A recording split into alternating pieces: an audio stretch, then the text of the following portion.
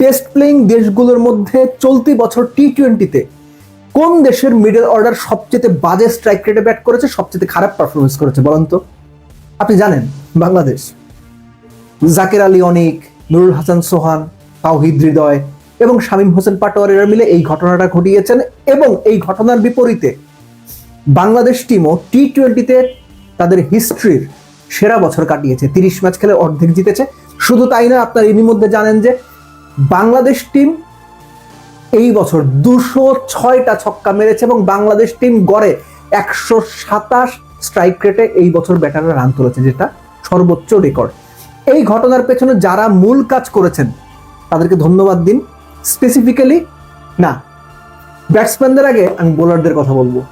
বাংলাদেশের এই বছরে সবচেয়ে ভালো পারফরমেন্স যদি বলেন, বোলিং ইউনিট করেছে। তারপরও আলোচনাটা ব্যাটিং ইউনিট দিয়ে শুরু করা জরুরি। টপ অর্ডার, আপনারা যারা মোটামুটি নিয়মিত আমার এই বকবক কিংবা আমার এই আলোচনা শোনেন, তারা প্রায়ই একটা জিনিস খেয়াল করার কথা, আমি কিন্তু লম্বা সময় ধরে বলে আসছি, পারভেজ ইমন, তানজিদ তামিম যখন থেকে ওপেন করা শুরু করেছেন, বাংলাদেশ অন্তত 65 to 70% ম্যাচে পাওয়ার প্লেতে অ্যারাউন্ড 50 রান তুলে ফেলে। তার প্রমাণ 775 রান করেছেন তামিম এই বছর, 8টা 50, 135 তার strike rate. Liton Das being the captain, last 8 ইনিংসে একটা 50 লিটন, কিন্তু তারপরও লিটন কিন্তু চলতি বছরে অলমোস্ট 650 রান করেছেন, 635 সম্ভবত। লিটনের স্ট্রাইক রেট 132, ক্যারিয়ার বেস্ট।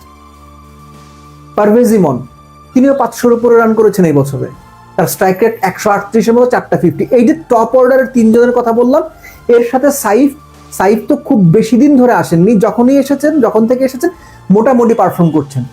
অর্থাৎ বাংলাদেশে যে সবচেয়ে বেশি ছক্কা মেরেছে, 127 স্ট্রাইক রেটে রান করেছে, এর সবকিছুই হয়েছে টপ অর্ডারের কারণে। ডুবিয়েছে মিডল অর্ডার গড়ে 100 স্ট্রাইক রেটেও রান করতে পারেনি। সো সেটা তারা যদি ওই সার্ভিসটা বা সাপোর্টটা দিতে পারতেন, বেটার পারফরমেন্স করতে পারতেন, আমি মনে করি বাংলাদেশ 30 ম্যাচের অন্তত 20টা ম্যাচ জিতত। মিডল অর্ডারের কারণে চলতি বছর বাংলাদেশ কমপক্ষে 5 থেকে 7টা ম্যাচ হারছে, কমপক্ষে। সো এই মিডল অর্ডার বিশ্বকাপে গিয়ে যদি পারফরমেন্স বের না করতে পারে, তাহলে বিশ্বকাপে বাংলাদেশ দল ওই আগের মতোই বোলার আর টপ অর্ডারের উপর নির্ভর করতে হবে। সো বোলারদের আলোচনাতে সবার আগে যে নামটা আসে, that is Rishad Hossain. 33 wicket পেয়েছেন, কত 8.5-এর মতো বোধহয় ইকোনমি। সেই দিক থেকে মুস্তাফিজ 26 উইকেট পেয়েছেন, কিন্তু তার ইকোনমি 6-এর সামান্য উপরে। তাসকিন 24 উইকেট পেয়েছেন, ইকোনমি প্রায় 9-এর কাছাকাছি। টপ 3 ধরলে এই 3 জনে, কিন্তু আমি পার্সোনালি ফিল করি এই বছর তাসকিনের চাইতে তানজিম সাকিব বেটার বল করেছেন, বেটার থ্রেট ক্রিয়েট করেছেন।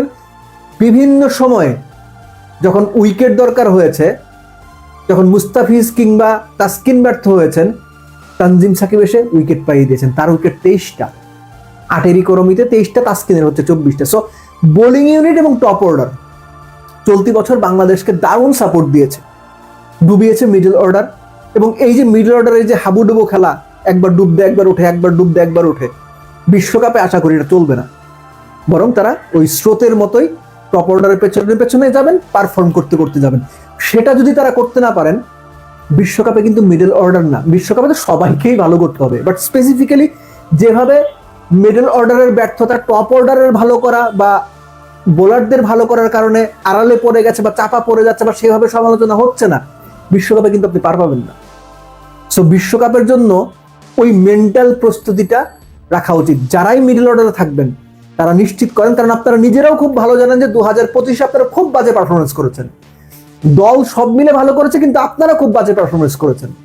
সেই ধারাবাহিকতা থেকে, বাজে পারফরমেন্সের ধারাবাহিকতা থেকে নিজেদেরকে বের করার দায়িত্বটা অবশ্যই মিডল অর্ডারে যারা থাকবেন আপনাদের। আশা করি বিশ্বকাপে আপনারা ভালো পারফরমেন্স করবেন এবং নিজেদেরকে বাজে পারফরমেন্সের যে বৃত্তটা আছে সেখান থেকে নিজেদের টেনে তোলার চ্যালেঞ্জটা নিজেরাই নেবেন।